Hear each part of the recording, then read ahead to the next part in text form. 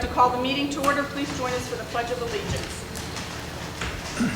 I pledge allegiance to the flag of the United States of America and to the republic for which it stands, one nation, under God, indivisible, with liberty and justice for all.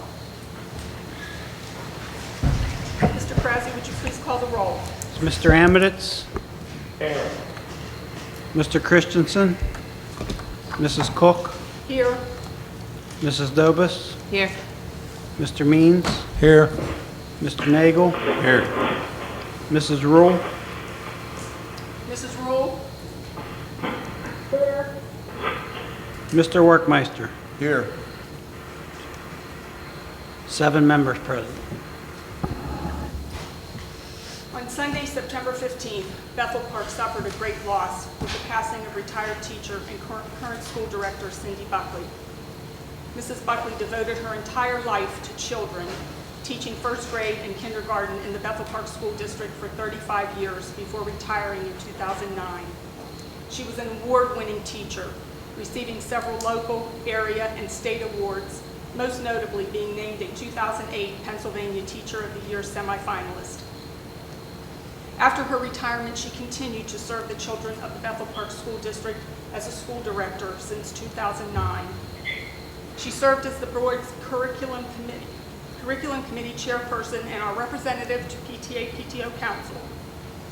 She also took great pride in serving as our representative on the Pathfinder School Board because the children there had an extra special place in her heart. Her loss not only impacts the school district, but also the municipality as well, as she was active in all things Bethel Park, including serving on the board for the Bethel Park Community Foundation. Her numerous good deeds, most of them done without any fanfare or recognition, will be missed by all who knew her and loved her. We extend our deepest sympathies to her husband, John, her children, Bria, Brian, and Asia, her mother, Jane, her 4 grandchildren, and the rest of her family and close friends during this time of great loss. At a later date, we will be inviting her family to attend one of our meetings for a more formal recognition of her life and accomplishments. But at this time, I would ask the audience to please stand and join me in a moment of silence and reflection in the memory of our friend, Cindy Buckley, a true champion of children and supporter of our school district and community.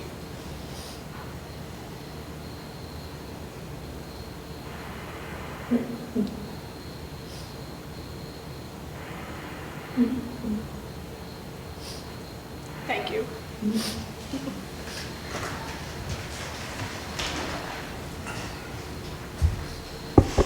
I want to also mention that the Bethel Park Community Foundation has started a memorial scholarship in memory of Cindy. A scholarship will be given each year to a Bethel Park High School senior who will be going to college to pursue a career as a teacher. Anyone who is interested in contributing to this scholarship can either go to the Community Foundation's webpage or Facebook page to make a donation, or you can send cash or check payable to the Bethel Park Community Foundation and mail it to the foundation. Their contact information is on our website. I'm pleased to report that over $700 was collected at Sunday's Powder Puff football game in memory of Mrs. Buckley. I need a motion to adopt the agenda for business items. So moved. I need a second. Second. All in favor say aye. Aye. Opposed? Aye. That carries 7-0. I need a motion to approve the minutes of the regular meeting of August 27th, 2019. So moved. Second. All in favor say aye. Aye. Aye. Opposed? That carries 7-0. I need to announce executive session held September 24th, 2019 for personnel, other legal matters, and to receive information. Staff report as I work. There are so many great things going on in the Bethel Park School District. It is my pleasure to share the following items of good news with you this evening. The Allegheny County Health Department recently concluded its first of 2 rounds of unannounced inspections of our school cafeterias this year, and I am pleased to share that all of our cafeterias earned Diamond Awards. Diamonds are the highest award given by the Health Department, and they are given only to those facilities that demonstrate exceptional food handling and sanitation practices. Our schools earned a combined 30 Diamond Awards, with the breakdown of the schools shown to you on the screen. Congratulations, Food Service Director Joe Consolmango, our cafeteria employees, and our facilities staff for their hard work and diligence to provide quality food in a clean environment. 5 Bethel Park High School students successfully applied and have been selected to participate as apprentices in the Career Connections program sponsored by the Allegheny Intermediate Unit. Congratulations to Cole Carter, Shanadida Feliciano, Haley Flood, Bray Hayes, and Rebecca Mack. These students will participate in monthly half-day experiences where they can interact with local professionals to learn more about careers of interest. Congratulations to these students for taking an important step toward their future careers. 4 Bethel Park High School seniors were selected to participate in a week-long Keystone State Boys and Girls program, which is held at the Shippensburg University over the summer and sponsored by the American Legion and American Legion Auxiliary. Alex Brownfield, Ryan Ferris, and John Gummo attended the Keystone Boys State program, while Lily Wilson attended the Keystone Girls State program. The program allows students to learn more about civics, government, citizenship, and leadership development. Lily was named as the 2019 Outstanding Citizen of the Keystone Girls State Program through a vote of her peers. Speaking of Lily Wilson, the Rotary Club of Bethel Park named her its September Student of the Month. Each month during the school year, the Rotary Club recognizes a Bethel Park High School student for outstanding commitment to school and community. Lily was recognized for her leadership roles at the high school, which include co-chairing the homecoming committee the past 2 school years, serving as student government president, membership of the National Honor Society, German Club, and orchestra. Congratulations, Lily. Bethel Park High School was selected as the first high school of the school year to receive the Taking the Lead Ford Driving Skills for Life program. Bethel Park High School students heard from 2 Pennsylvania State Troopers, a representative from the Allegheny County Pre-Child Services, Ford, and a mother of a student who was killed as a result of his distracted driving.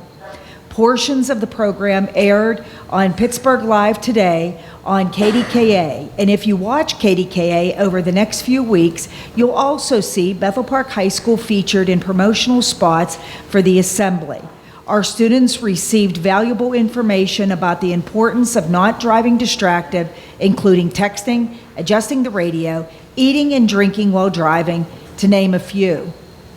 The program was a good reminder for the adults in the auditorium as well.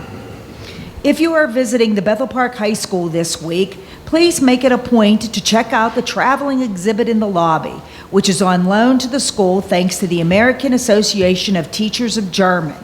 The exhibit is comprised of 9 large banners that chronicle the ongoing history of migration and the effects on shaping the German-American transatlantic friendship. One side of the banner explains things in English, while the other side is in German. And if you're interested in testing your German skills, we hope you'll all have an opportunity to check out this informative exhibit. William Penn first graders in Mrs. Williams' room are learning about the engineering design process. On the first day of school, they read a story about a pigeon who did not want to go to school, but once he found out he could ride the school bus to school, he was excited to go.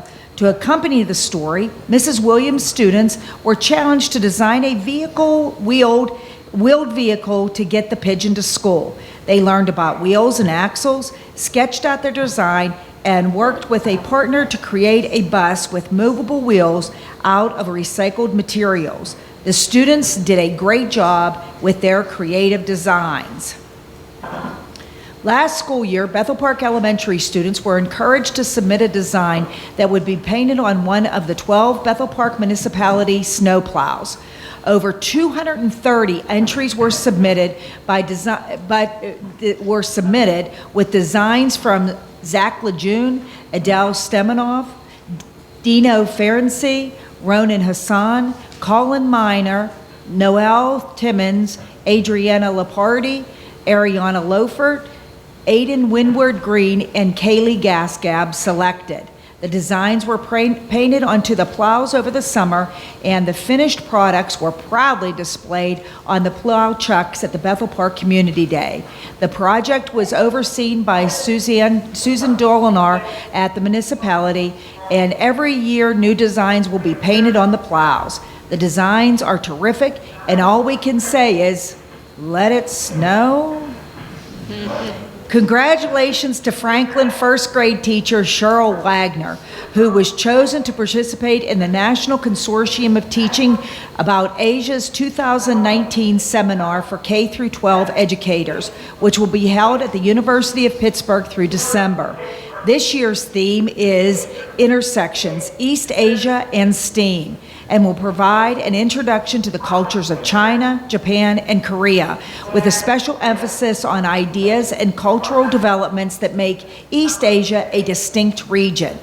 Ms. Wagner is looking forward to incorporating what she learns in this program into her classroom, especially the STEAM components. Homecoming 2019 is this Friday, September 27th, and the students at the high school have been working hard to present another installment of this great Bethel Park tradition to the alumni and community. Tailgate activities will begin at 5:30 in the circle area in front of the high school. The parade begins at 6 p.m. from the St. Valentine's parking lot, traveling down Broad Street to the stadium. The homecoming football game against Moon kicks off at 7:30. Please be in your seat early for the presentation of the homecoming awards before kickoff, and stay seated for the presentation of the homecoming quart and the crowning of the king, queen, prince, and princess at halftime. This year's theme is Old Hollywood, and you're invited to come and celebrate with the students. We'll see you at the Homecoming 2019. If you're like me and you can't get enough of the marching band music, please join us at the Bethel Park High School Marching Band Festival, which will be held on Saturday, October 5th at 7 p.m. in the stadium. This year's show will feature performances from the Avella, Ken McMillan, and Bell Vernon High School marching bands, as well as the beloved and always entertaining Bethel Park High School Black Hawk Marching Band. Tickets are $6 if purchased in advance and $8 the night of the festival. See you there. You have until Thursday, October 31st, to submit your nominations for the Bethel Park Great Alumni Hall of Fame. Applications are available online on the high school's alumni webpage. Please let us know about outstanding graduates who have improved the lives of others, contributed significant volunteer or community service, or achieved significant advancement in their professional field. Honorees will be recognized on Friday, January 31st, 2020, during the halftime of the boys' varsity basketball game. Thank you for taking the time to tell us about our outstanding graduates. Our vision for this school year is digging deeper for student achievement, which continues to build upon the themes we've established the past 3 school years. We have tasked each of our schools to set school-specific SMART goals for their four focus areas: project-based learning, student supports, reflective teaching, and family engagement. SMART is an acronym for specific, measurable, attainable, relevant, and timely. This month, we have on the screen the Bethel Park High School goals. We are in the process of putting these goals on each of the school's web pages, and I'm happy to report they are all available on the web pages right now. As you can see, we're off to a great start. This concludes my report for this evening. Thank you so much. Student government?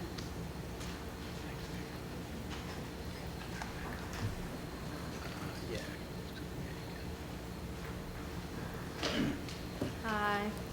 Okay, so currently SJ is being occupied with homecoming. I think most of it was mentioned in the slideshow. Just to reiterate. On Friday, the tailgate is at 5:30 in the circle in front of high school. The parade is at 6, and we return to the old parade route, starting at St. Val's parking lot and running through Broad Street to the stadium. Then the football game on Friday is at 7:30. The Spirit and Service Awards will be awarded then to the students and teachers who have given the most towards the school. And Saturday is homecoming and the students homecoming. Great, thank you. PTA, PTO Council?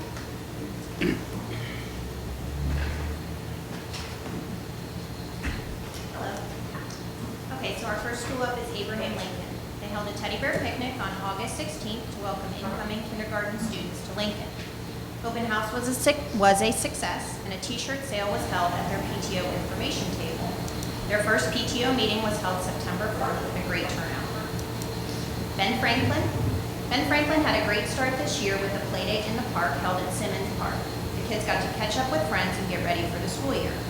They are looking forward to their Halloween bingo in October. From George Washington. George Washington had a very good start to the school year. Popsicles on the playground had one of the biggest turnouts ever. They have started a new fundraiser called Rent the Rock, where families rent a large boulder in front of the school to paint messages on. It has gotten an amazing response so far. The PTO hosted a back-to-school breakfast for staff before the start of the school year, and their first PTO meeting was held on September 4th.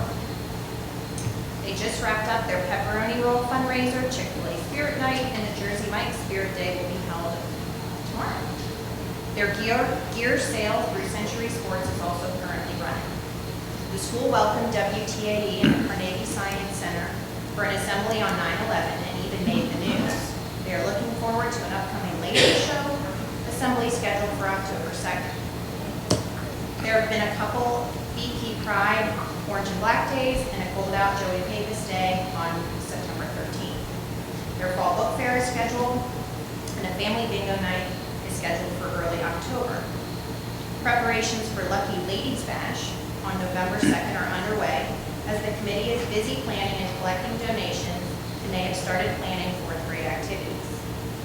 Also, the PTO has adopted a new online platform called PT Board, which allows them to have membership forms, volunteer signups, announcements, and information available on one website. It also allows for online payment for membership and fundraisers as well. Teachers also have access to this platform and are able to utilize it to make announcements and signups for their classroom. It seems to be working very well and has been a great tool for communication with parents and guardians. Teachers were also given the opportunity to make an Amazon wish list for their classrooms, which is also posted on PT Board for parents and guardians to see.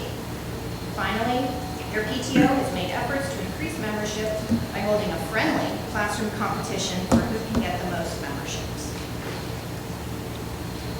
Memorial.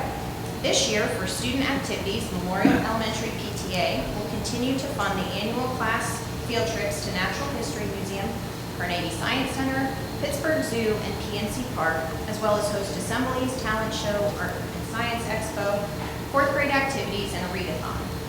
Their PTA has also voted to create a scholarship for a graduating senior who attended Memorial.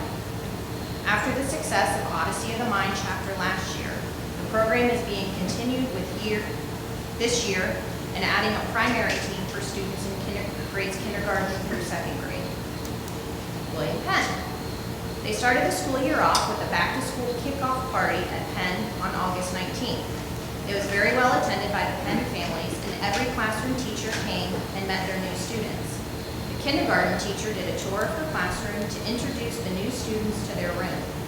A food truck was present for purchasing dinner, popsicles, and popcorn for complimentary from the PTO. The fundraising efforts came strong from the start with the Jersey Mike's fundraiser this summer. Rita's Ice, Panera, and Steel Cactus Spirit Nights have all been held this month with great success. They are currently wrapping up their Kid Stuff book fundraiser. Spiritware fundraiser started last week and will conclude tomorrow.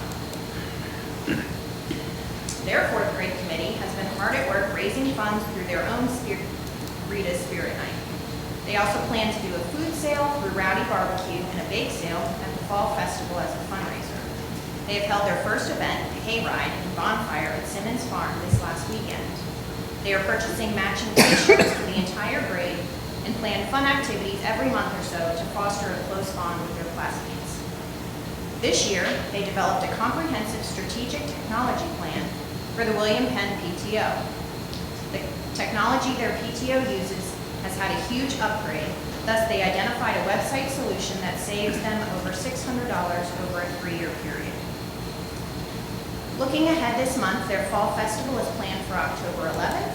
They are adding fundraisers along with the fun this year of raffling off baskets and doing a 50-50. They will also collect non-perishable goods for donation to SHIM. The Chestnut Hill fundraiser will take place, and the BP Kind shirt order, which are their new spirit shirts, will happen in conjunction with Abraham Lincoln. Neil Armstrong. Neil Armstrong PTO had their first meeting in the past month. They currently have 2 fundraisers underway. One is their spirit wear, and the other is a new one, selling custom-designed BP Love Your Melon beanies.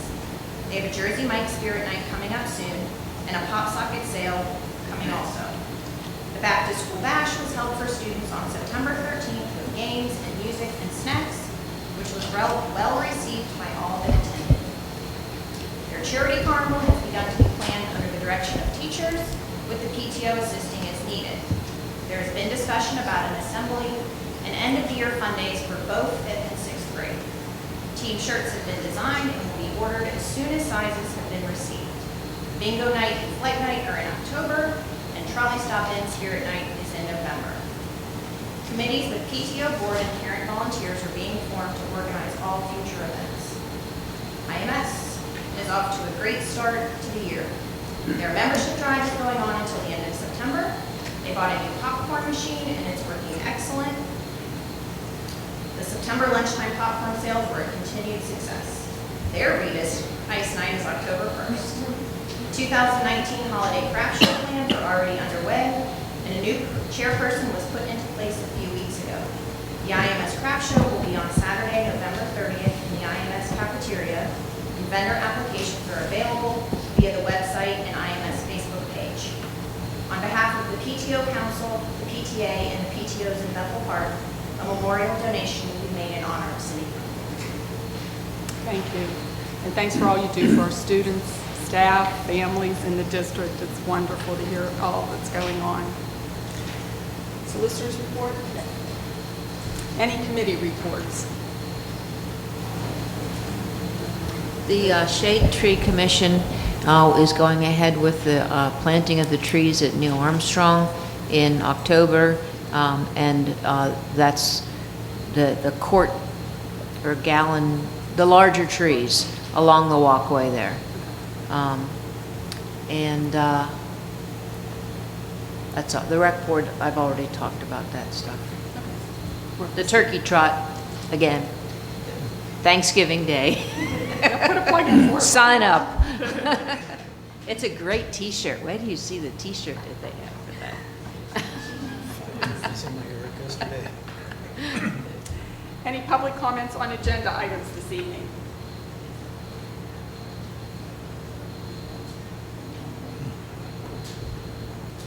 Then we'll move into curriculum committee, and since we're holding a combined meeting, I'll first ask, is everybody okay with the item under the curriculum committee to move forward onto the voting item? And then I'm going to ask Mrs. Dobis if you would take that one item for us. Okay, the professional, do you want to do the discussion first and then I'll do the motion? Well, that's what I asked, if everybody's okay to move it, and then we'll move it, and then we can discuss it, if everybody's okay. Okay, so I move the professional development, two items on the agenda. First of all, for Connie Rule to attend the PBSA School Leadership Conference, and for Crystal Summers to attend the School Psychologist Conference. 2 conferences. Second. Item 1 under curriculum committee has been moved by Mrs. Dobis and seconded by Mr. Needs. Any discussion of this item? Yes. Item 1A, Connie Rule to attend the 2019 PSBA School Leadership Conference. Mrs. Rule has publicly stated on numerous occasions her opposition to us gathering information that the PSBA recommends we gather to make sound informed decisions as a board pertaining to facilities, special needs, finance, curriculum, etc. If she doesn't agree with the most fundamental information that the PSBA lays out as imperative to gather for decision making, then it's my position that spending more than $1,500 to send Mrs. Rule to Hershey for this conference would amount to little more than a taxpayer-funded vacation. I don't believe that this trip would be productive to the district or fiscally responsible to approve. So I'm going to be voting no on it. Mrs. Rule is our elected representative to PSBA. We appoint her to that position as a board. She was appointed to that position. So I should separate the two items then? Well, they've They're already not- been moved and I know. seconded as one. So you Okay. can just vote no for 1A when it comes, that's fine. Okay. Or anybody else can, anybody can vote whenever they want. I was going to say, hearing that comment, then I would like to add a completely opposite view. I've known Connie on the board. She has brought back numerous benefits from the PSBA. I don't know exactly what you're talking about as far as her opposition to it. I know she's been doing a lot of great things with the PSBA and has kept us informed and has helped quite a bit. So, totally in favor of her.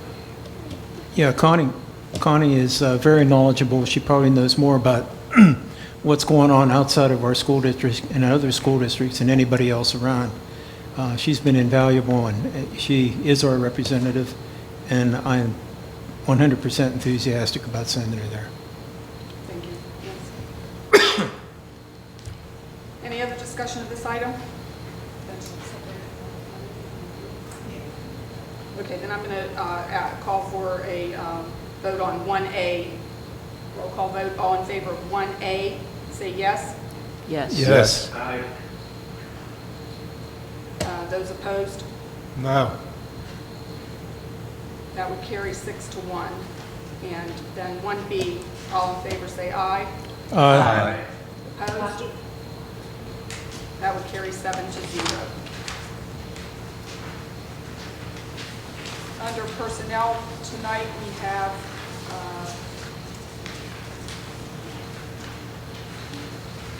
eight items. Is everyone okay with moving these items through to the voting? I have a question about number 6. Since there aren't any names there, are we just approving the numbers? Number 6 is the tutor. I mean, we don't, Approving the numbers. the numbers of tutors for each school, is that what we're approving? Where are you at, 6? Say it again, I'm sorry, Mrs. Douglas. 6 is about the tutors for the elementary schools, and there aren't any names.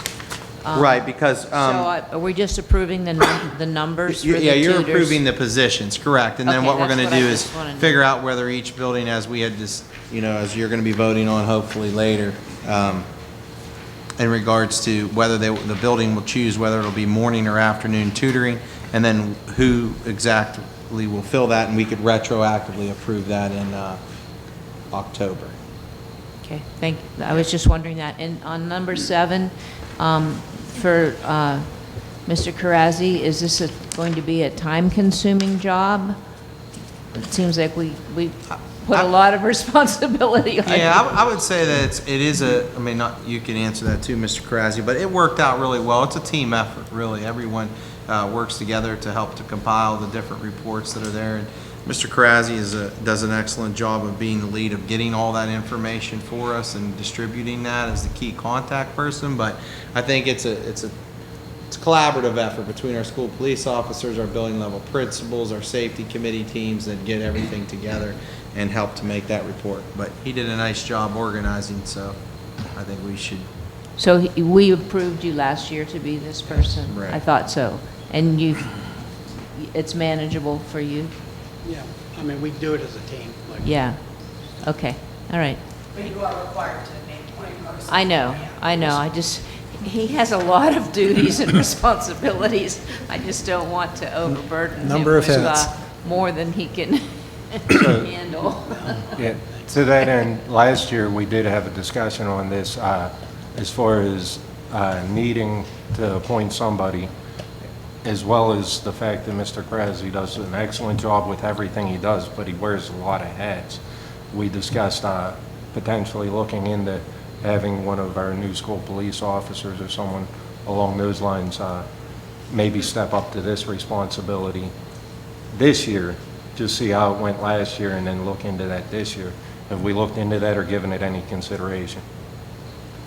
I mean, just my professional, recommendation, I mean, it's up to you. What you decide to do would be that I thought things went really smooth. It's a team effort. All of our police officers work in conjunction. We have team meetings once a month. Mr. Karazi and I are there. We also have the building level meetings where principals hold those, and the school resources officers or school police officers are there, and then they communicate that all back to us. So we also have a team of Safe to Save folks, and Mr. Karazi is one of those members, but myself and many others on the team here are also part of those folks that get those calls. So I think it worked really well. I mean, that's my opinion, and that would be my recommendation, to stay that way. But if at any point we felt that a transition was necessary, then I would bring that. That's my recommendation at this point. Everyone's okay then to move these on? Mr. Nagel, then, would you take Personnel Committee this evening? All right, there are Eight items. eight items, sorry, I was going through, 8 items under Personnel Committee. Would anybody like any held out? Hearing none, I move that items, let me get to the beginning. Items 1, approval of extra duty responsibility programs for 2019-2020. Item 2, settlement agreement with Bethel Park Federation of Teachers. Item 3, memorandum of agreement with the Bethel Park Federation of Teachers. Item 4, approval of staffing change. Item 5, change of assignment. Item 6, appointment of personnel. Item 7, approval of the school safety and security coordinator. And item 8, approval of substitutes be approved. Second. Thank you. Items 1 through 8 under Personnel have been moved by Mr. Nagel and seconded by Mr. Means. Any other questions or comments on these items? All in favor say aye. Aye. Opposed? Those items carry 7-0. Under Facilities and Services Committee, we have 4 items. Is everyone okay with moving these on? Do we have some questions on Yeah. these before we move them on? I wanted to comment on 2. I just noticed earlier when I was going over the agenda again, Nagel Athletic Surfaces, it's spelt different. I've never heard of them. I have no ties to them. Just wanted to make that clear. And yes. I did have a couple questions about item 4, the purchase of the HVAC rooftop unit. One of the concerns I have is that we are looking at doing all of this in-house. My experience from rooftop units are they can be very, particularly with the cranes, the lifting large items, rigging, all that stuff, it can be very dangerous. And dangerous, right. Yes. I'd like assurances that we're up to that task to do that in-house. Well, over the years, since I've been the facility director, we've probably had additions of maybe up to 5 to 10 rooftop units. We've never had an issue with this. The borough's been happy with it. But this is not as big as rooftop units, the regular ones. This is going to be an internal unit just to drop the humidity down in one office.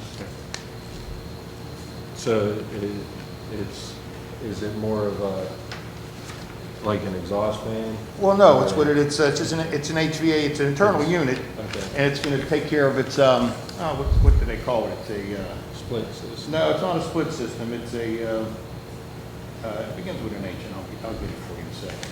But anyway, it's a self-contained unit. Right, yeah. We're going to use that.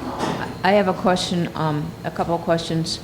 The resurfacing of the high school tennis courts, is this part of our long-range plan? Like this is the year that we're supposed to resurface? Dr. Joe would like to say something, but over the years, we've been maintaining it ourselves, okay?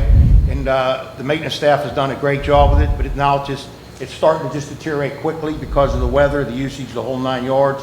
So that's what we decided to do, myself and Mr. Krasny and Dr. B and Dan, the athletic director, walked on the court, and it was just time that we have to do something for it. So the last couple of years, oh, I'm sorry, we're going to say something. I was just wondering, it went in at the beginning when the school opened, Yes. right, in 12? In 2012. So is the anticipation that like every 7 years we should plan for this to be resurfaced? Yeah. I'm sorry, go ahead. Yeah, that's okay. I'm just saying that Mr. Sloan did look into that from a variety of places that have tennis courts.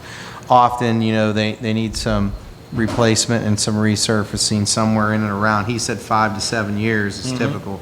The maintenance staff has tried to do some maintenance work on that over the last couple years.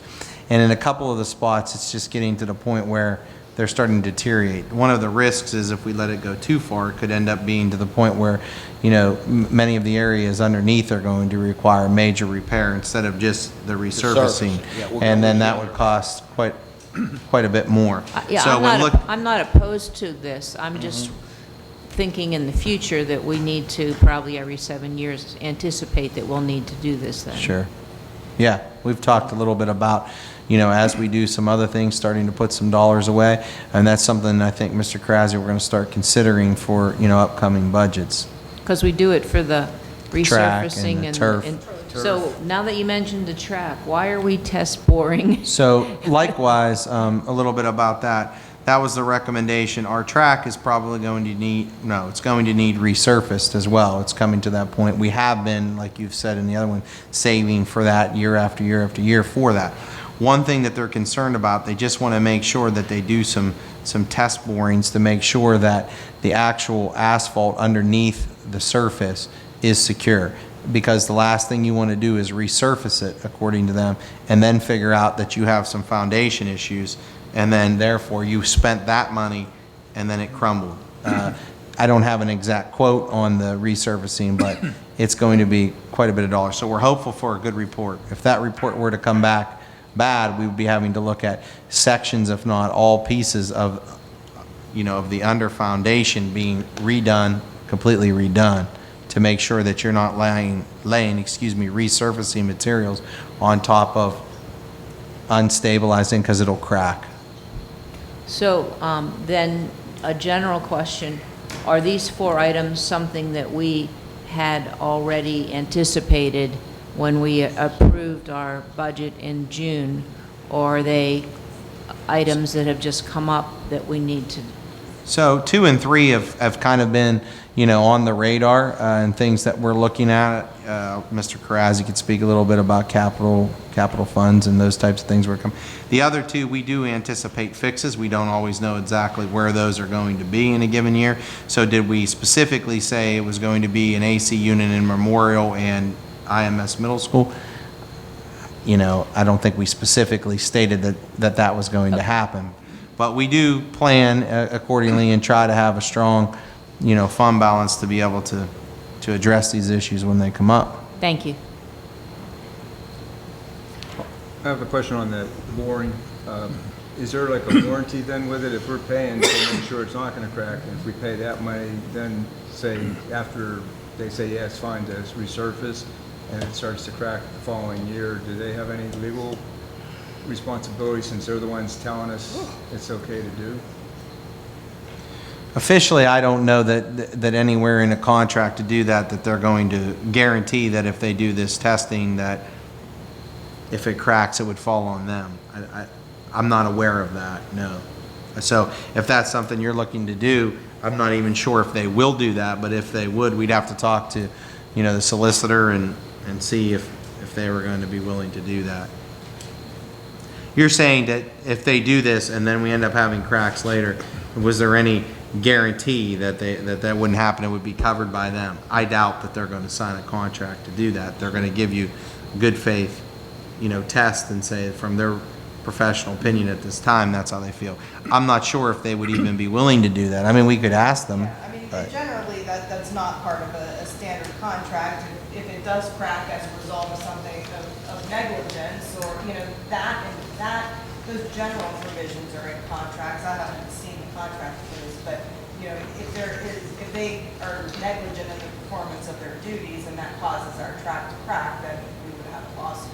So typically, a school would always get a, boring done when they're doing a project like this, or is this, something, what I mean? I would say that it would be a wise move, even though it's $6,500, to make sure before you place a resurfacing bill, and I don't want to be quoted because we don't have a specific quote on that, but, multiple hundreds of thousands of dollars to resurface it. I think it would be worthwhile to make sure that before you lay that material down, that you have a strong base and know that it won't crack. Sure. Because, if you don't do that and then you spend those dollars and you didn't test it, now you're talking about ripping up brand new material that would last you 15 odd years, and you're ripping them up right away because now it's cracking, and that's not going to work on a track, obviously. So It's a tough call for $6,500, but I think it's one that you have to make. If you're asking us to look into it, I mean, we can ask, but I doubt they're going to guarantee that for $6,500. Yeah. Mr. Keith, I have a question for you. It's my understanding you have a fairly robust inspection program where you check the facilities every year and go through and look at rooftops and air conditioners and things like that.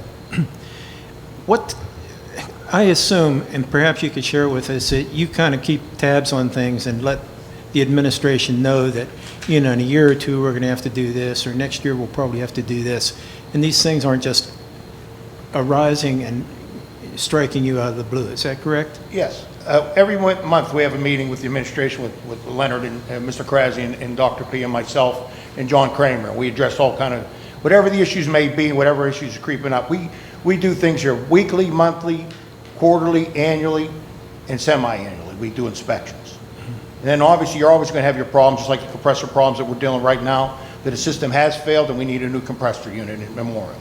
But we have constant meetings every month, and I meet with Dr. Joe and Buzzy probably 3-4 times a day, maybe 3-4 times a week, depending on how many times we run into each other. And any issues that I have, I bring up to them right away, and they react and respond. Thank you. I just wanted people to understand that these things aren't just arising out of the blue. I mean, obviously, you can have an air compressor blow up or something, not blow up, but the motor burn out or something like that. That's unexpected. But the routine maintenance type things, you generally have a pretty good handle on all that stuff. Yes, I would have to say that we have a pretty good handle on it, yes. Okay, thank you. Anything that moves fails. Anything that runs fails at times. Okay, Mr. Workmeister, I'll turn it over to you. Okay. So, Mrs. Cook, we have 4 items under Facilities and Services Committee. We have the number 1, purchase of a compressor for the AEC unit at Memorial Elementary School. Number 2 is the resurfacing of the Bethel Park High School tennis courts. Number 3, Bethel Park High School track, geotechnical test core boring. And number 4, purchase of the HVAC rooftop unit for Independence Middle School. Do I? Second. Second, okay. Items 1 through 4 under Facilities and Services have been moved by Mr. Workmeister and seconded by Mrs. Dobis. Any further discussion on any of these? All in favor say aye. Aye. Opposed? Aye. Those carry 7-0. Now we're on to the Finance Committee, and there are 10 items under Finance. I was just wondering, number 6, Mr. Ryer, these are items that are part of our replacement plan for computers and so forth? Yes. That we've already budgeted for, it's just the time of the year that we're doing this? Yes. Okay, thank you. And number 4, is that meritorious, the school safety and security meritorious grant, is that part of the Act 50? Is that Act 55? Yeah, likewise, where we got $25,000 last year. Now, because it's going by enrollment and an increase, we're going to get $45,000 this year. We're going to spend that primarily on cameras, which, we won't discuss the locations as that's part of our security plan where we're going to put, but we want to increase cameras. That's a suggestion from our school police officers, our school resource officers, our principals. We're all in favor of that. So the exact number, whether they're external or internal, and the amount, some portion of the amount to install those, will come out of that grant. And the additional monies that you can get out of the Act 55 grant, are we looking at? Yeah, things so, that we can- so the Part B funds Yeah. that we're talking about, we are looking into applying for a Part B funds again. At this given point, we're still meeting about that. We have till November, but we're leaning towards looking at some additional possible mental health services for the district. That's our goal, but we've been primarily focused on this first grant, and then we're going to be meeting on the second grant, Mrs. Sutton and the team. So we plan on applying. Now, we don't know if we'll get it, but we'll try. Mr. Means, would you take Finance Committee for me this evening? Sure. There are 10 items under Finance Committee. Would anybody like any of those withheld? Seeing none, I move number 1, September 2019 salaries and bills. Number 2, August 2019 financial report. 3, approval of student services contracts. 4, school safety and security meritorious grant.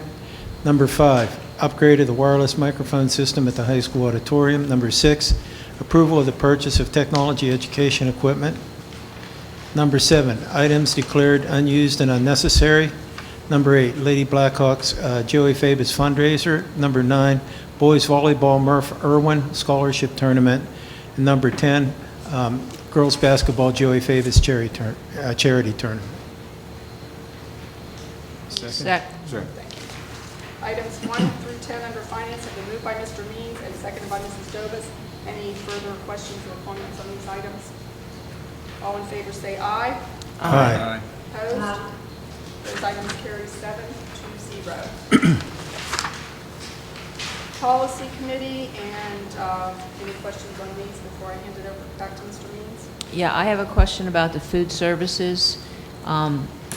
This whole idea of a food alternative being given to students who have a fund balance Of over $50. of over $50. I mean, there's all kinds of things out there now about food shaming and things like that. I just am wondering about what the food alternative will be.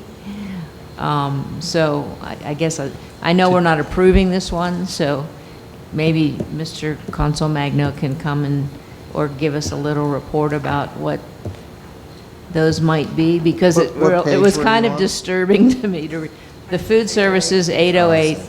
It's right after. It says may provide the student. That's part of the recommended policy. To date, as far as I'm aware of, nowhere in Bethel Park do we've never done that. So the policy says may, so it may provide the student, but we've never done that here. When the law was originally passed, it provided that you were not permitted to ever give an alternative lunch to students. And, unfortunately, what was happening was that there were some people that would run up their bill so high and knowing that they could continue to get a lunch. I don't mean in Bethel Park, I mean statewide. So as a result, the statute was changed to allow for the alternative meal, but only if the bill was $50 or more. And would you agree that if the district chooses to, says may? Sure, you can always So give a regular lunch. So we don't do, at this given point, we've never done that, and we don't intend to do it, but that's the law as written there, right? Correct, Ms. Andrews? Correct. That's Right. what the So law currently my theory on it was I think you have to approve it as it's school code. However, the school code still says may, not must, so we won't do that. We'll continue with our practice, which is to not. But it's funny that, you know, just a little bit down further on the page, it says school districts shall be prohibited from, and then public shall not do this or provide a student with an alternative meal. I really don't agree with that. Seems like a Right. contradiction or something. I- So if you would just take a look at it, and if we could maybe eliminate that language since we don't do it anyway.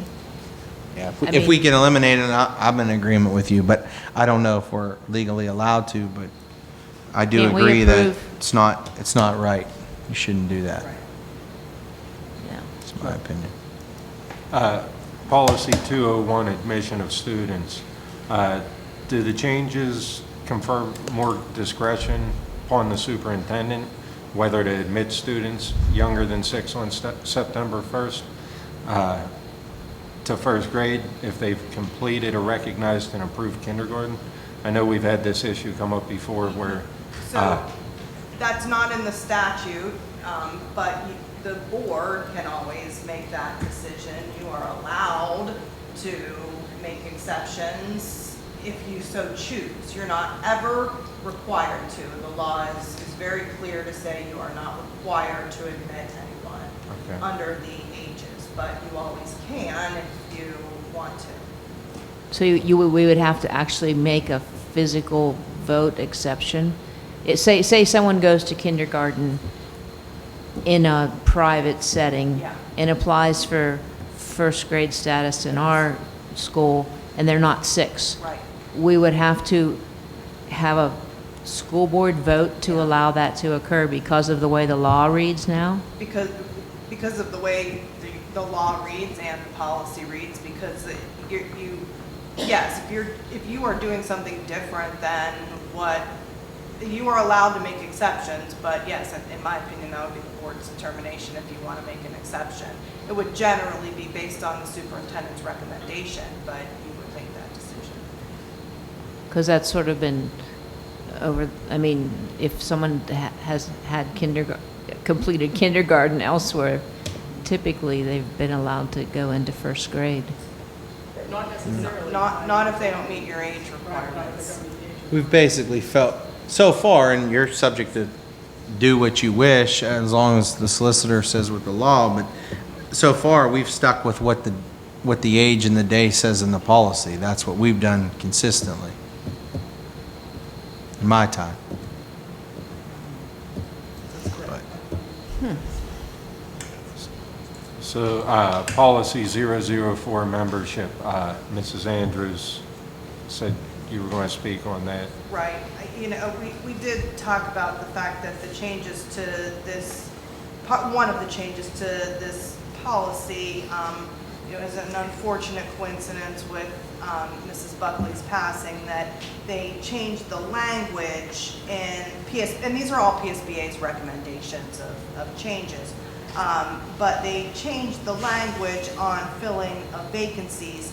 PSBA, when they issue the policies, they tell you why they're making the changes, and what they were very specific about is that this was just a clarification of the current language. It is not a change in the law or a change in the policy. It is a change in the wording. So it was coincidentally recommended by PSBA at this time while they were making other recommendations, but there is no change in the law on filling of a vacancy timing-wise when somebody passes or you have a vacancy for any other reason. There were a lot of changes that didn't just have to do with filling vacancies. Correct. Is it safe to say there were no changes to the way a board operates at all, or is it just particular to the vacancies? Well, the changes to this policy as a whole were not changed. I think that what they did change was the education, that the main change legally The Act in 44. the policy is the education that school board members have to receive. But the rest of it is language, just clarification of language. But that is like a change. So that would be, yeah, that would be the only change for the board as of Correct. the next board. Correct. All right. As we are visiting this, opening it up to make changes to language and everything, would it be pertinent for us to possibly add language that requires the board to follow a public application and statement of applicants for fulfilling a vacancy, as we've done as procedure in the past to fill vacancies? Like requiring that a board puts it to the public, anybody who may be eligible to fill a vacancy may apply and then speak at a public meeting as to why they feel they're best suited. Well, so, I mean, the board can certainly do whatever they want as far as policy. How you fill a vacancy is not dictated by the school code. That is up to the board as a whole. So, you know, how you do it is not a legally required procedure, but you certainly are allowed to make a policy to that extent. But it's not there's no legal requirement on how a board fills a vacancy. But we could add that as a policy, that way the public still has some input on filling a vacancy. The public has input on filling a vacancy? Well, if somebody spoke at a public meeting on why they felt they were Well, I don't think the proper applicant, Yeah, the that public doesn't could need to go could speak. into a policy. All discussions on filling of vacancies are required to be public, so they would be on your agenda. You would have public comment on on a vote, and I don't think you can require per policy for boards to consider or not to consider what anybody says in the public, but that is legally what you are required to do. Discussions on filling a vacancy are public discussions. I guess my concern would be if, like for instance, if this was put on the agenda next month as a voting issue, the public could speak on agenda items, but they may not know who the applicants for the position may be, as well as the board can vote on somebody without opening up an application process to the public for any eligible person to state their case as to why they may be best suited to fill the We're going to have that board. discussion tonight. It is on the discussion item only for us to have it under other when we get to that point. But what she is telling you is that the only thing that we are dictated by law is that on or before October 15th, we must fill the vacancy that was created. The board, that's mandated of the board, that's law. There are no legal procedures as to what is required, how we do this. We have done it in numerous ways, and I can reiterate because I've been on the board for 16 years, the different ways we have done it throughout my tenure when there were openings on the board. But the only requirement is that we would discuss it. That is what we're going to begin to do. I mean, just from my perspective, just from, you can, again, it's up to the board, you can do what you want. I've seen vacancies occur in a lot of different ways, and I've been representing school districts for over 20 years, and I would caution you actually on doing a policy on how it is filled, because there are a lot of different timings where it happens. There's a lot of different circumstances where it happens. Sometimes it makes sense to do it one way, while others it makes sense to do it another way. For example, I've seen where there's a board vacancy and the board did decide to get applicants and applications. They voted, and then immediately thereafter another vacancy occurred. Well, it didn't make sense to get, for this board, for that board, to go out and get new applications and spend another month getting applications. They had applications available. So, I would just caution you on looking at a policy of this is how you will always do it. Only because there are different circumstances that I've seen in my career that dictate different ways of doing it. Right. Well, just two points to that. The first one is, should this language that I'm speaking of be approved, because we have a 30-day window to fill the vacancy that's currently on the board, it would likely be approved after that vacancy anyway, so it doesn't really necessarily pertain to this vacancy. It just kind of states what we're looking at as a standard practice, just like September 1st, you have to be 6 years old. The board, if we set a policy, could also waive that policy in certain circumstances, but it gives the public a set standard going forward as to what we're going to adhere to in a vacancy. That's my belief on it. That's why I was asking that. But if the board waives the policy that they implement, then the public is expecting them to follow that policy, and that policy is waived by the board, then there isn't a set standard. And I think too, what Trish said, what Mrs. Andrews said, was that different circumstances will dictate different ways that you handle it, because as I said, we've done this numerous times and we've done it in numerous ways because of the circumstances that kind of surround things. So policy, it's very difficult to set policy. I think we as a board in general like to work more in procedures, because policy, once it takes 3 readings to put it on, it takes 3 readings to take it off. When you want to make minor changes, you're better off setting more of a procedural guideline, whether it be for us or for administration, whatever. Policy mostly adheres to the law. That's what our policies are dictating. They're following courses of the law versus our procedures, which are handled.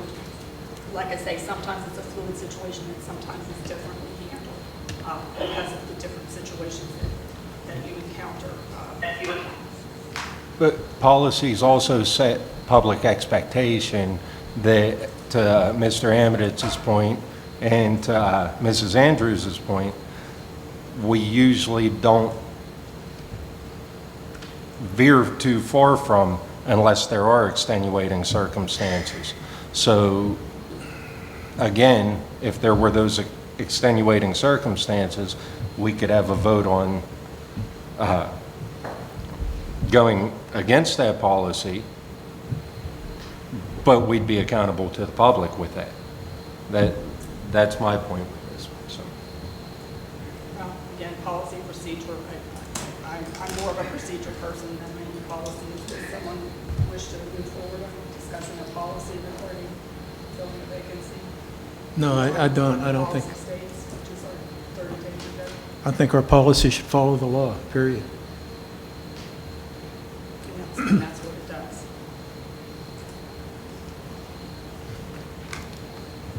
Then, Mr. Means, I need you to move item 1 under policy committee.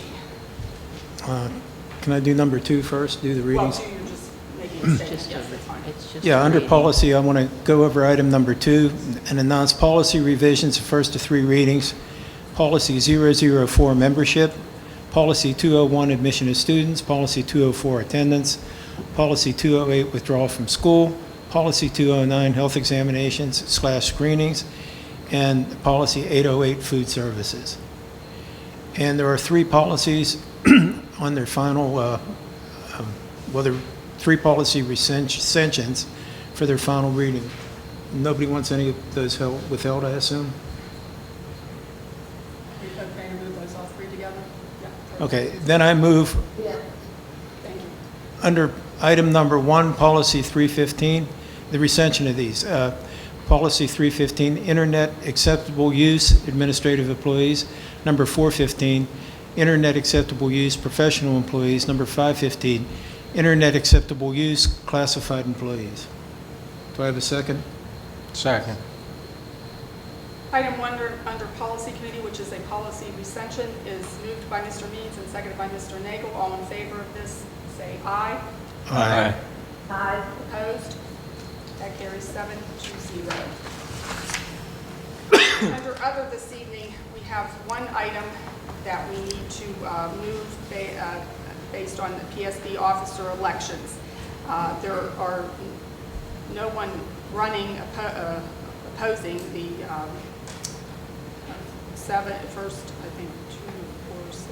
seven people and I guess 2 trustees, but there are 4 people running for the Forum Steering Committee, of which we are only allowed to name 3.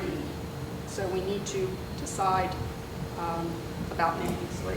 I don't know that we know anything about these folks, if anybody has any feelings one way or the other, or if we just cast a vote. Can Mrs. Roll give us any feedback, since she's the PBSA representative? About the forum? We'll go with the 3 that are like closest to our area, you know, because they sometimes do not know all the information either about some of them. Okay. But the other ones are unopposed, so we go with all of them. Who are the last 4? Where are they located? I don't have Where are their, they from? do we have their location? I just have their names on my agenda. Too, I don't know. What areas are represented? I don't know that off the top of my head. Something we were sent a long time ago. When did that vote have to be in before the next meeting, right? Yeah. Yeah, we have to do it tonight. I know there was one that they don't particularly like, is the one out of Philadelphia. Yeah, I'm gonna have to try to get back to my, Give me the name, okay, the names are Beth Ann Ziegler, Crystal Mance, Jamie Lynn Zimmerowski, and Jennifer Davidson. It would be the first 3. Okay, that's what I thought, first 3. Yep. All right. Mrs. Dobus, would you make that motion for us on that? Yeah, I would like to move the PSBA officer elections as, do you want me to read the names? And We could just say as listed. For as the first, listed, and under the Forum Steering Committee, Ziegler, Mance, and Zimmerowski. Second. Item 1 under other has been moved by Mrs. Dobus and seconded by Mr. Means. All in favor of this item, say aye. Aye. Aye. Opposed? That item carries 7-0. I have another item under other, that in my 16 years on the board and 10 years serving as president, I've never put anything like this on an agenda. We normally discuss things in our work session. I know this is a combined meeting. I didn't know how else to put this on here, so Mr. Nagel, I will turn it over to you to make the motion. Well, I had asked as a voting item to ask the permit the superintendent to direct the administration to provide the information that I requested in my July 30th email. And I asked as a discussion item that our solicitor clarify this informal policy that gives a board member, an individual board member, authority to direct the superintendent to withhold information from an individual board member. However, I did receive my right to know request was fulfilled today, and much of the information I requested was provided in the right to know request, which in itself seems pretty out there that a board can deny me as a board member information that I am entitled to it as a public citizen to request as a right to know request. Well, that isn't exactly factual. If we go back The in time. superintendent, again, assured me that the information was being provided to me, and then the superintendent told me that he was directed not to provide that information. So there was a direction not to provide the information, and again, I just need clarification where that authority is derived to direct the superintendent not to provide information. That is somewhat correct, and where that lies is in procedural, again, workings of this board as I've known it for 16 years in my 10 years as board president. Our practice has always been when a request came from an individual board member for a voluminous amount of information, whether it be questions or requests for data that was not already in that format, for our employees, our administration, to have to spend an excessive amount of their time on something for one board member, at the request of one board member, and if that information wasn't valid or pertinent to a current agenda item up for a vote, then we felt a majority of the board must agree to using our administrator's time in such a manner. As the board president, that is how I have interpreted the working of that. I work with the superintendent. I work as the liaison between the board and the superintendent. We have typically said the information requests come to the board president because we don't want every single board member contacting every single administrator and even our superintendent in the district. That's how this board has always chosen to operate. Unfortunately, you have felt that that was not how you wanted to operate. You gave a directive to all of our employees. I gave no directive. I made a request for information. Had a list of each name of the employee and what they were supposed to give. It was a request for information. Correct. If that information was to be gotten, they had to spend extra time out of their day to go and comply, out of their days, I should say, more than one day, to go and put together those specific formatted materials that you directed them. I did not direct anybody. I requested the information. It was at the superintendent's discretion whether or not that information was too cumbersome. You told the superintendent he couldn't answer the information, that it had to come from the specific administrators on our team. I could once again make public the email that I sent requesting the information. It was a request. I saw it. It listed every single member of our administration and they couldn't answer. You said, I do not want the superintendent to answer. I don't want the answer to come. I want it to come from this person, this person, this person. You did direct individual employees to do this. It was a specific person for each one. They had to spend their time out of their day doing something for one board member. We have never operated like that. The board has always operated, one board member doesn't carry that weight.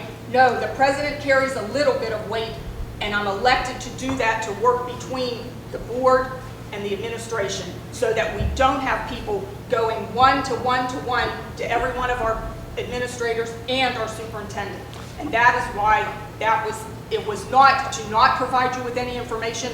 The information that they had they not done extra work, legwork, would have been fine if they pulled out of their files and gave you the information.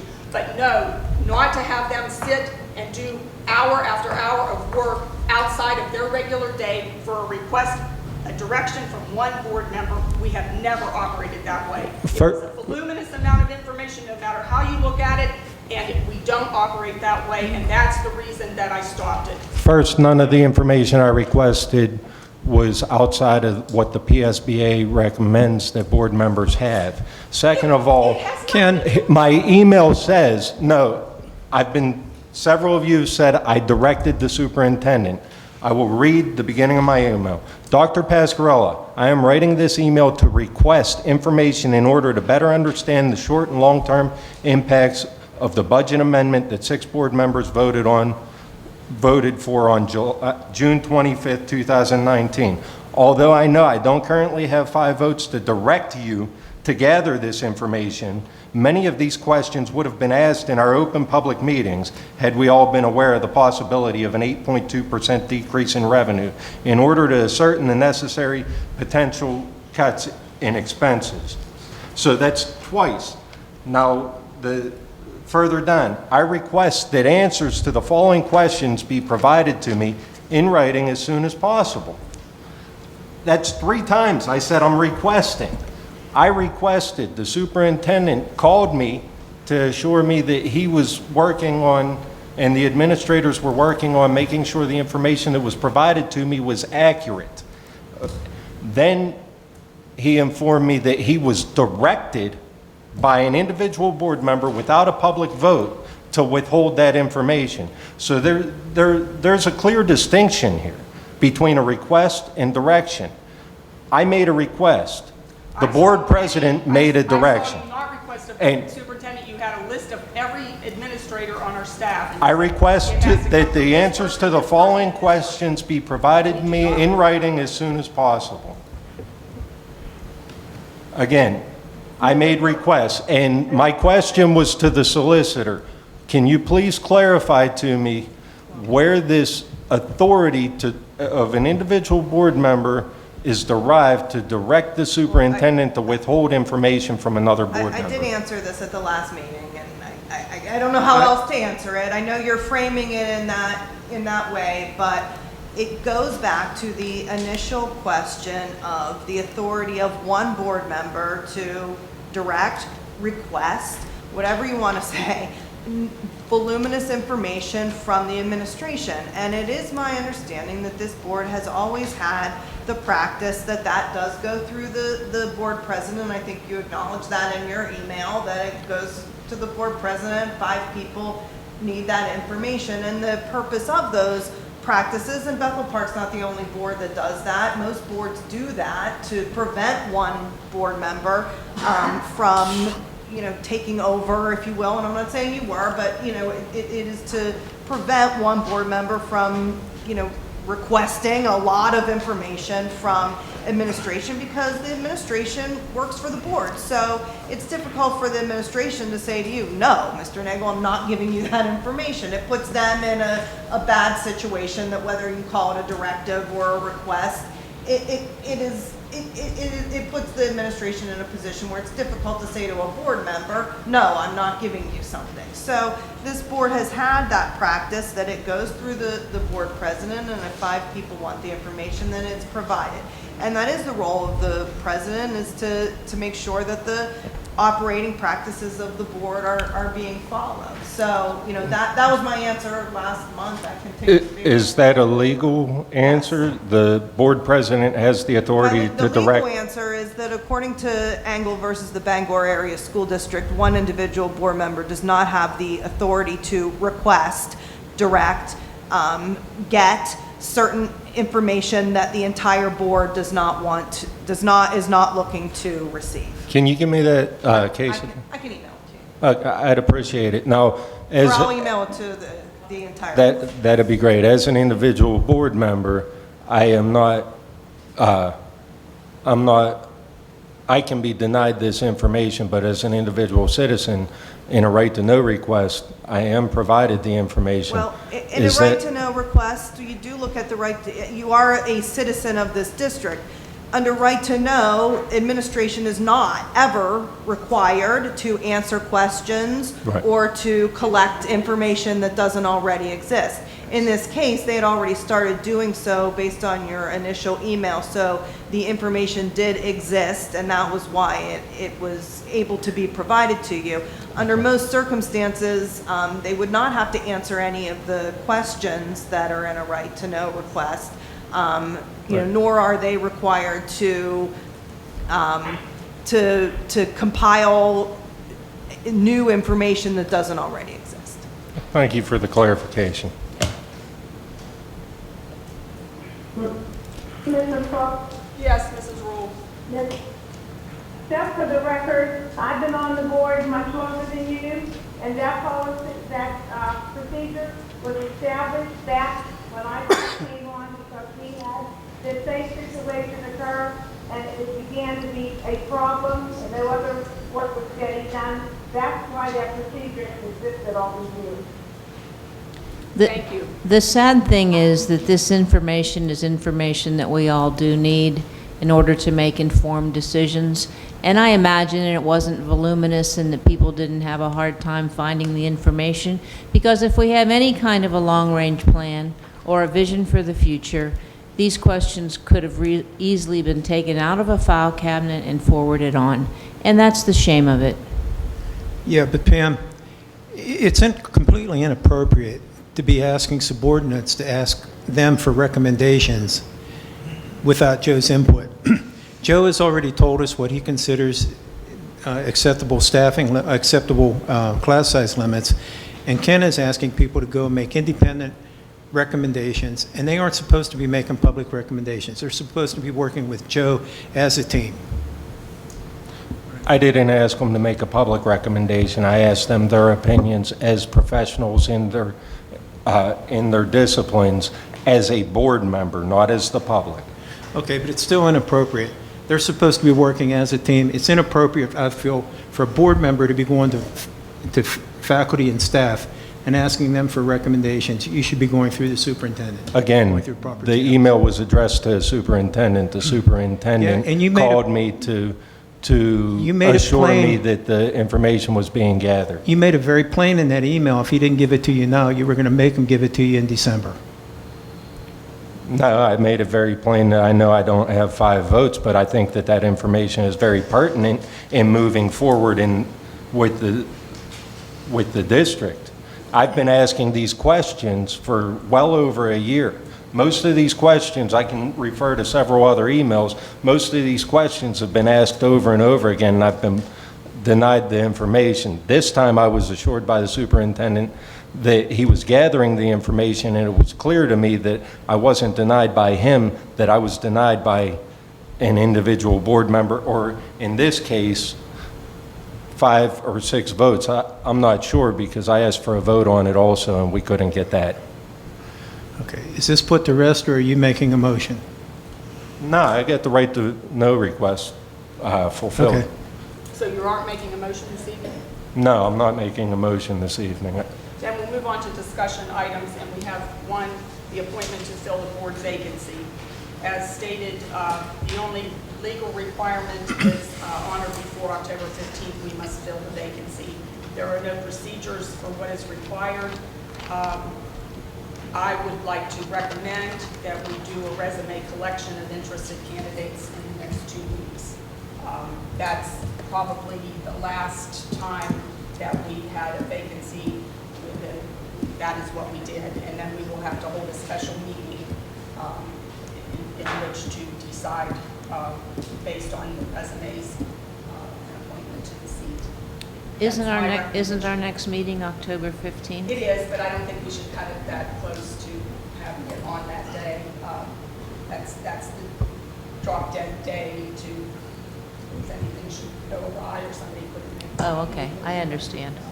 And you do need a majority vote of the remaining board members. So since there's 8 board members, you still would need 5 affirmative votes for 1 candidate. So do we do that through the public, like, do we put out a public notice? Maybe we put a notice on the website. I'm not sure if there's anything else along. I mean, generally, that's what boards are doing now, because it costs so much money to put ads in the newspapers, that they're putting it, they put it on the website. That sounds to me to be a reasonable 2-week Yeah. notice for people to submit their resumes.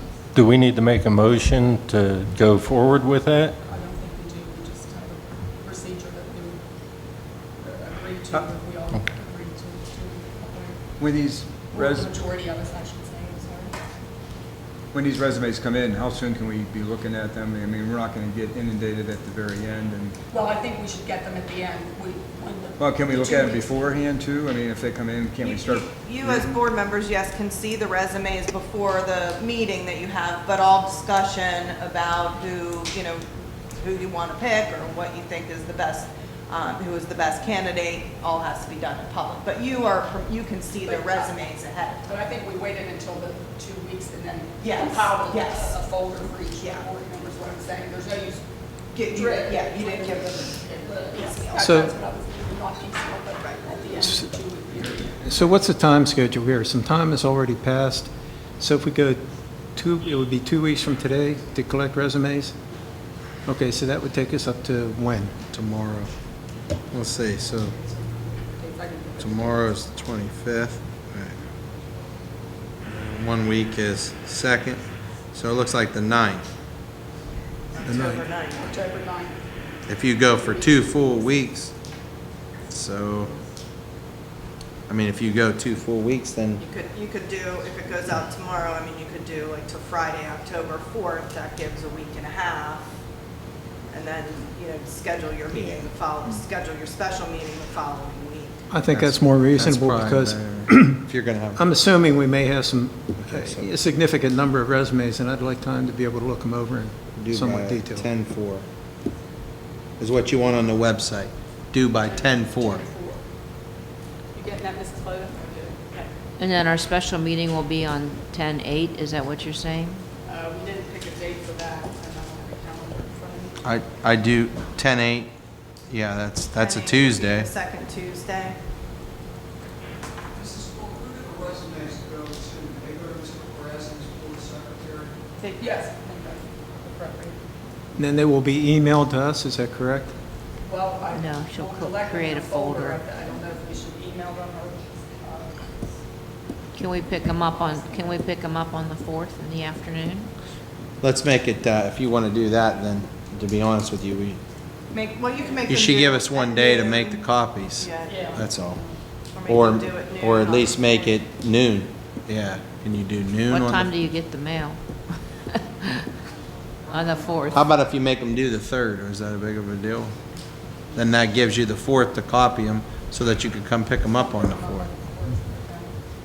I mean. You're going to have copies for us, is that what you're saying? yeah, pick them up. Does it have to be a Tuesday? Can it be a Wednesday? Could be any day you want. Yeah, it could be any day, that's what I said. I don't know if, do we need to set that day now, or do you want me to have Mary Beth send out an email? You better set it. Yeah, I'd rather, I think that Tuesday's booked for me, but, I mean, you know, I can change, but boy, it's not gonna be good. Yeah, you will have to advertise the meeting, so it requires 24 hours notice, but you probably have to give notice Monday the earlier 7th. than that. just So to how be about able the to be able 10th? to How get about the 10th? How about we have them due by the 4th, and then we have the meeting on Thursday, the 10th? I think Thursday's bad for us too. Wednesday's the only day I know is open, but I mean, I can make Tuesday work for Wednesday. Thursday's Mrs. worse. Wool, do you know your schedule for, Yeah, the only day I have to worry about is the field center meeting. Yeah, that's- the first Tuesday. that's just the first Yeah. Tuesday, all right, so that I'm good. you'd be good for the second Tuesday. Right. Okay. Or the 9th, Wednesday? You said Wednesday? Wednesdays are more difficult for me.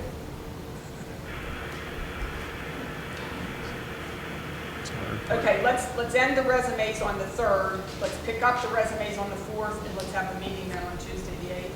Yeah. Make it work Okay. Okay. What time for the meeting? early. 7?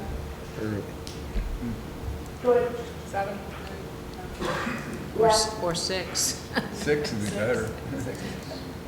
6? 6 will work for me. 6, let's make it 6. All right. I make it, So let's repeat that. Can I repeat what you said? End of the resumes. So, the yeah, 3rd. so it says we're gonna post this on the district website. They're gonna turn in resumes by 10/3/19 to Mr. Karazi. The board will have them available for pickup at 10/4. And then the meeting will be on 10/8/19 at 6 PM, and we'll advertise for that, correct? I have one question, Mrs. Cook. The only time I was involved in this in the past, we actually interviewed those candidates. Yeah, I'm not suggesting we do that this time. Okay. I'm hoping from the resumes that we'll have some notes, but we'll have to see once we get the resumes too. But we did do, we have done interviews in the past, but we've also just gone from the resumes. Okay. I do think, that's kind of what I was talking about before, I do think it'd be nice to give them any of the applicants, a few minutes to speak at this meeting prior to us debating and making a decision. Well, can we hold off on that until we get the Let's see how many resumes in? candidates we get. See what candidates we get. But as I said, it's a public meeting, so certainly, and, you know, if the decision is not to interview, certainly any candidate there's public comment. Took 2 minutes anyway. Okay, the second item under discussion only was cybersecurity at the high school. Mr. Haynes, you requested that? Yeah, I've received some complaints from high school parents of people viewing inappropriate material. It could be looking at movies or playing games, other things going on while the classroom instruction is going on. I've also been made aware that we have mirror technology. Is that correct? Mirror technology. where the teacher can see what's going on, pull it up on the screen and see what's going on in every computer? To some extent, yes. Would you explain, please? Well, you can see thumbnails on the computers in the classroom of the current tab. So it's not necessarily real time because it's trained by network bandwidth and the fact that you're looking at up to 28 thumbnails on a very small screen. Okay. I understand that's not being used very much at the high school. Do you have any knowledge about that? Would it be possible to put a large monitor in every classroom and have those things popped up in there all the time so somebody could look and see what was going on until somebody's goofing off, playing, I'll show my age, playing Pac-Man or something like that instead of doing their work? I think there will be some challenges to that in terms of the equipment that's available. What would be required to do that? If something large enough to be seen from the classroom, you have to use the projector, which is already in use by the teachers for delivering content. What if it was a large-scale monitor? Wouldn't they be able to pull that up and have that up all the time so they could glance over and see what was going on? Talking about like a second monitor on their desk. Maybe not even on their desk, but a large monitor someplace in the classroom.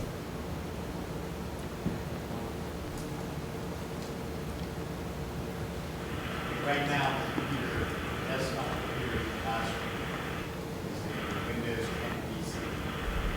And it has a monitor on it, which is facing the teacher.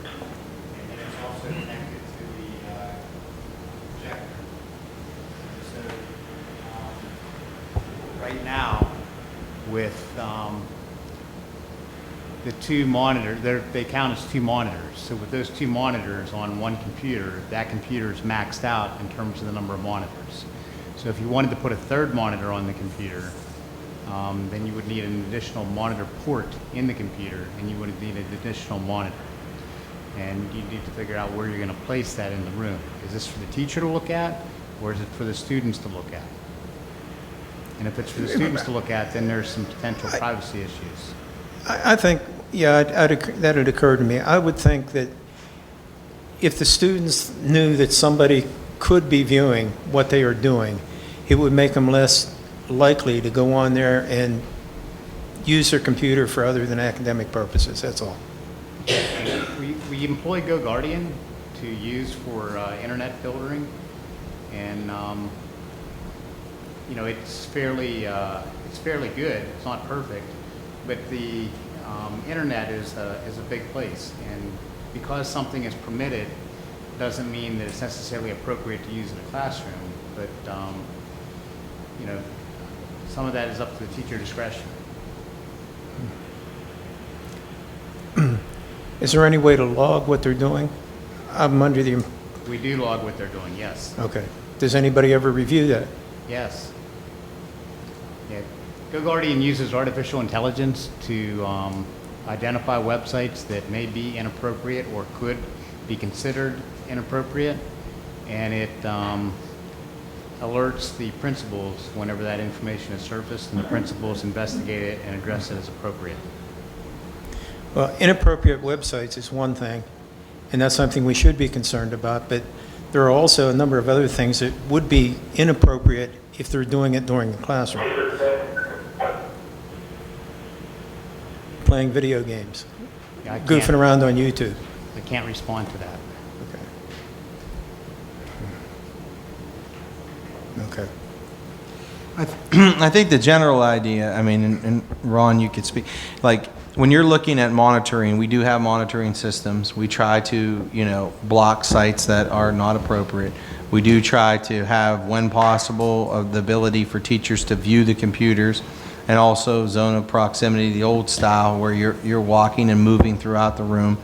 But at the end of the day, it seems to me like all we can do is continue to try to improve on that situation and try to look at technology as it comes out that's going to be affordable and helpful, and also continue to look at classroom management that makes sure they are on task and moving throughout the room, and and those types of things.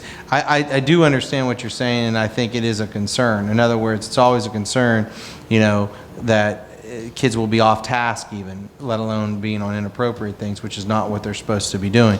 And that's probably an old age thing, and I understand the computer can make that a more viable option, but they have cell phones, and they're going to talk, and so the best that we can hope for is to continue to try to look at technology that's going to improve upon that, to try to keep the kids safe, to be managing the classroom in an engaging way that helps the kids stay on task. And I agree that we should always continue to look on how we can improve, but there's not just one solution that I think we're aware of, right, where if you do this, then it guarantees that, we'll catch everything. Technology moves at a quick speed, and it's an excellent resource for education, and it comes with some challenges too. So I think to your point, we need to continue to try to talk, build, research, talk to companies, which I think Ron, Mr. Ryer, does a nice job of, looking at any type of pilots that might be out there or other software that's affordable to be able to do, a manageable job, make it manageable so that it doesn't take up our whole time and away from instruction. But your point is definitely valid, and it's something we have to continue to look into. Would you say that's fair, Mr. Ryer? It is. Okay. Ron, you're a bright guy, and I'm not saying that facetiously. I mean it in all sincerity. Would you please think about this a little bit and see if you can think of anything that might be able to be done to not only block inappropriate material, but to keep students on task with things that are frivolous? Would that be cumbersome to ask him to direct him to look into this stuff? I don't need your aggravation right now, No, okay? it's a serious question. I want to know where these distinctions are.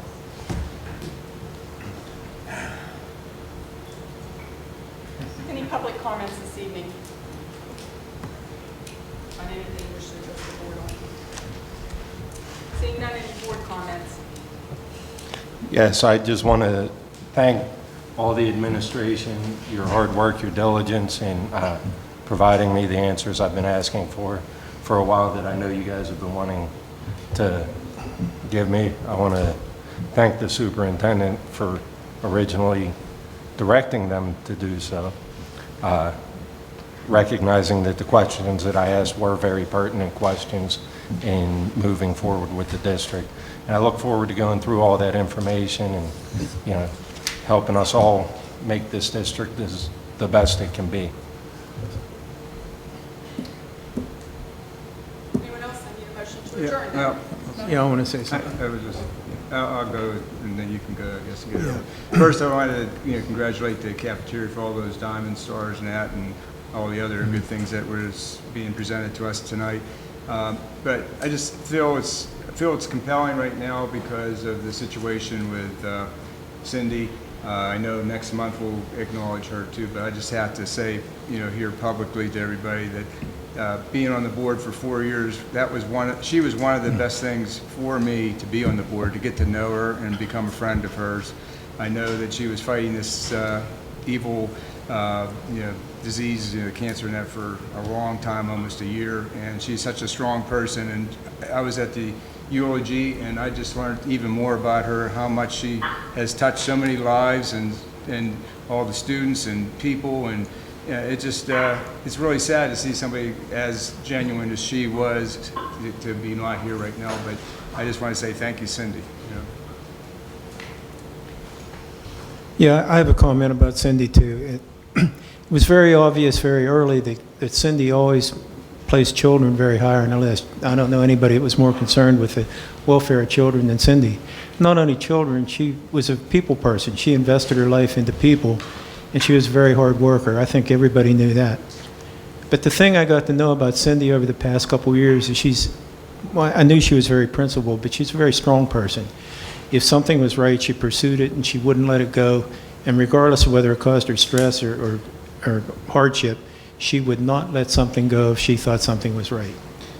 At the funeral, I talked to her twin brother, Jimmy, and I think he summed it up. He said, what made Cindy unique was the fact that she was a bulldog with a tender heart. And I think that sums it up. She's an angel on our shoulders. And Mrs. Cook? Yeah, and I know we are going to acknowledge Mrs. Buckley, but I also wanted to say something that I really thought was important. You saw Mrs. B at everything, and I thought that was really something that I always admired of her very much so. So, I mean, somebody who tries to, in my own life, tries to be visible, she modeled that through her own way by going to every single event that the school district had, and really was a positive light. So I just wanted to say that was a motivation to me, and I appreciate everything in the family. I know we're going to acknowledge her, but I think that's something I can try to continue to do is all of us to try to be visible and do positive things for kids. Whether we agree on every single thing, we may not, but we could all continue to be visible, supportive of the kids, and work to be there for them. And that's something that always inspired me. And I think that's something that, as I said, we have a lot at last meeting, and I'll repeat it one more time. We have a lot of great things going on in this school system each and every day. Sure, we have our challenges and our work cut out for us, but we're very fortunate to be here with great parents, great kids. And if you have the opportunity to attend the events like I do, and the opportunity to see them in the classrooms, it really lets us know what we're all here for. So proud to know her and proud to be at Bethel Park. Kindness matters. We need a motion to adjourn. So moved. Thank you. All in favor? Aye. Good night, everyone.